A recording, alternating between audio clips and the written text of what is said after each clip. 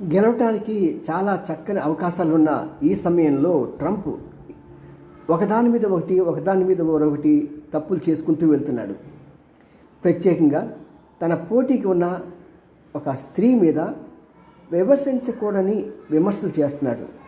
ఆమె ఏ దేశస్తురాలు, ఆమె ఏ సిటిజన్షిప్ ఏంటి, ఆమె ఇండియనా ఆఫ్రికనా, ఏవి తేల్చాలి అనేవి చాలా అతని యొక్క నీచ మనస్తత్వాన్ని, అంతేకాకుండా లో స్టేటస్ని తెలియజేస్తుంది. దీనివల్ల ఆయనకి ఓటు వేద్దాం అనుకున్న వాళ్ళు కూడా, ఎందుకంటే చాలామంది సింపథైజర్స్ కూడా మొన్న జరిగినటువంటి హత్యా ప్రయత్నం తర్వాత అతనికి ఓటు వేయాలనుకున్నారు. కానీ ఎప్పుడైతే ఈమె రంగంలోకి వచ్చిన వెంటనే వాళ్ళు సంశయపడ్డారు, ట్రంప్కి వేద్దామా ఈమెకు వేద్దామా అని. కానీ ఇప్పుడు ఈతను అలా విమర్శించేటప్పటికి ఆమెకే ఓటు వేద్దాం అని నిర్ణయించారు.